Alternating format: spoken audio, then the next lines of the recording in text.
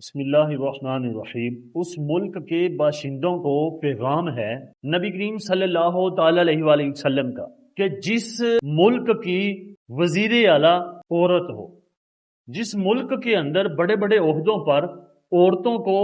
بٹھایا ہو، جس ملک کے اندر بڑی بڑی وزارتیں عورتوں کو دی جا رہی ہوں، جس ملک کے اندر بڑے بڑے معاملات عورتوں کے سپرد ہوں، جس ملک کے اندر عورتیں ہی تصرفات کر رہی ہوں، اگر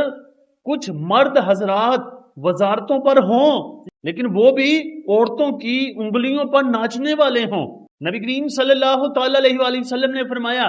کہ جب تمہارے حاکم نیک اور پسندیدہ ہوں، یعنی ان حکمرانوں کو تم پسند کرتے ہو، نہ کہ وہ زبردستی تمہارے اوپر مسلط ہوں، نہ کہ ظالم مل کر ایک دوسرے کو اقتدار بانٹتے ہوں، بلکہ وہ پسندیدہ ہوں۔ اور پھر نبی علیہ السلام نے فرمایا جب مالدار، سخی اور خوش دل ہوں، اور پھر نبی علیہ السلام نے فرمایا اور تمہارے معاملات آپس میں مشاورت کے ساتھ طے ہوتے ہوں، اس وقت تمہیں زمین کے پیڑ سے زمین کی پشت بہتر ہے، یعنی تمہارا زندہ رہنا بہتر ہے، تم زندگی کی خواہش کر سکتے ہو جب تمہارے حکمران پسندیدہ ہوں، نیک ہوں، اور جو مالدار ہو وہ سخی ہو، خوش دل ہو، تو اس وقت زمین کے پیڑ سے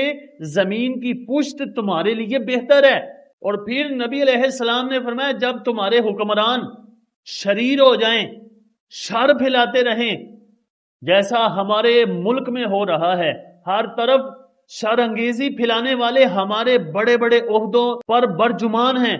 جن کو بڑا عہدہ دیا جاتا ہے اتنا بڑا ڈاکو ہوتا ہے، ایسا کہہ لے کہ جتنا بڑا ڈاکو اتنا بڑا عہدہ، اور اگر کوئی سب سے بڑا ڈاکو ہے تو وہ صدر بن جائے گا، اور وہ کہے گا کہ ساری زندگی مجھ سے پوچھنا بھی نہیں ہے، ایسا قانون بنائیں کہ میں لوٹوں،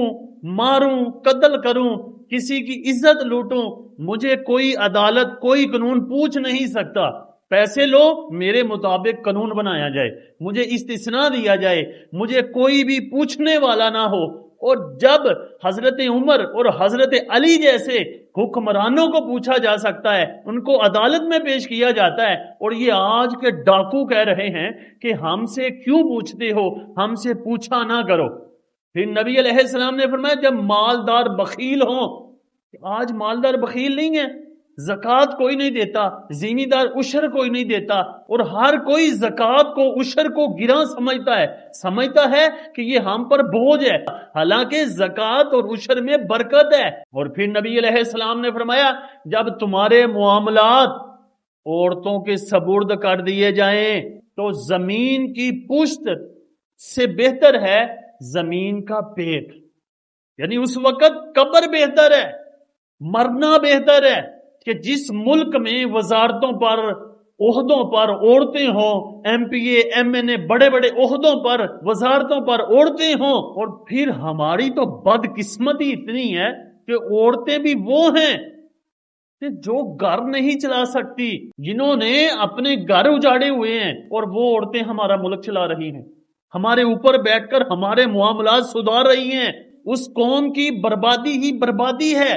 جس کے تمام معاملات عورتوں کے سپرد ہوں۔ جب عورتوں کے سپرد ہمارے معاملات ہیں تو پھر امن، سکون اور برکت کا نہیں سوچیں۔